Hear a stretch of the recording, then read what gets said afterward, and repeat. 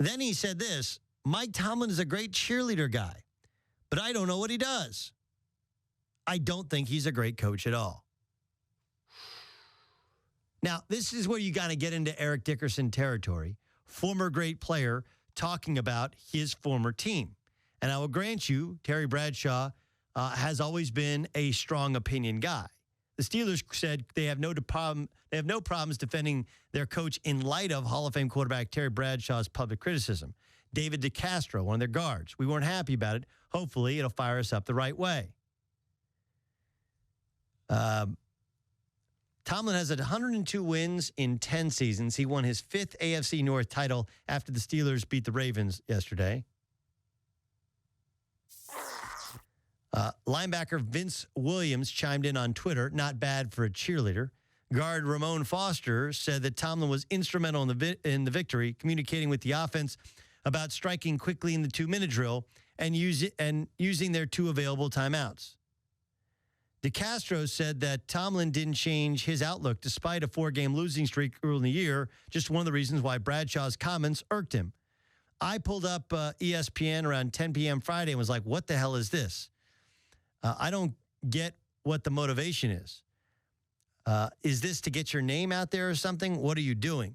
Bradshaw, Daniel McCullers said, a defensive tackle, is entitled to his opinion. We support our guy. He's gotten us ready. Now, I think Bradshaw famously clashed with Big Ben. There's a couple of things to it. I've heard this whispered about in NFL circles that they think Tomlin gets a pass for some of his shortcomings as a coach. Now, I'll grant you that, but I will also point out, look, we work in New York City. I don't live in New York City. We work in New York City. And people in New York City would like Tom Coughlin to come back and be the head coach of the Jets. This is Tom Coughlin because he won 2 Super Bowls, but people forget that he massively and completely butchered 3 end-of-game situations last year that would have had the Giants in the playoffs. Like, Tom Coughlin was a bad football coach last year because if you say, well, he's the offensive coordinator, no, he's not. Ben McAdoo came in and ran the offense. If he's a bad defensive guy, why'd they fire the defensive coordinator the year before that? If all you do is end-of-game decisions and motivating and making some of the very, very top decisions, Coughlin's team didn't make the playoffs 4 years in a row. Like, he was bad. So it's weird that there's this wanton desire in the league. Bills are going to interview him. Jacksonville's going to interview him. Like, did we not pay attention to Tom Coughlin being a bad head coach the last 2 years? Now, Pittsburgh's defense hasn't been great, but a lot of that has been personnel. It aged. They got rid of Dick LeBeau. They did blame Dick LeBeau. They got rid of him, and they've tried to rebuild that linebacking core, but linebackers are the needs for linebackers are far different than the needs for linebackers used to be. You have to be much better in coverage than they used to be.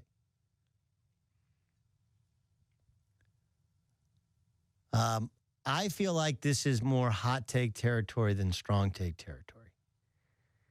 Because as much as Bradshaw has been network studio talking head. Like, look, he's been opinionated for a long time.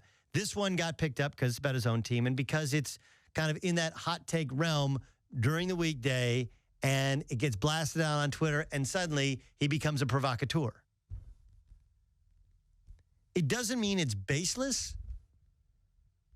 But my question would be a same question I had for Eric Dickerson, which is, don't you have to go around the facility to say, I don't know what that guy does? You're allowed to say, as an analyst, and especially if you're Terry Bradshaw Hall of Famer, to say, hey, I watch the games, and I don't think they do X, Y, and Z, and I don't think that they're prepared, and I don't like that they do this. But that's not what he said. What he said is, I don't know what that guy does. And in order to know what that guy does in terms of preparation for a game, you have to be at the facility. I have no doubt that Bradshaw has connections at that facility and that there may be some people going like, he's more of a cheerleader than a great coach.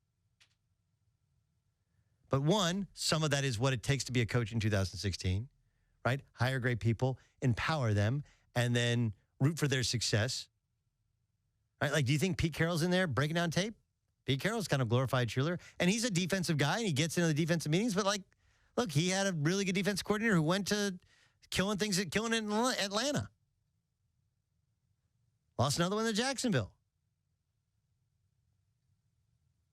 So I feel like hot takes to me are opinions that are based more on feelings than based upon substance. And those feelings are not, sometimes are honest, but sometimes are more intended to, by either the show, the host, the producer, to draw those feelings out with the idea of being provocative more than being substantive.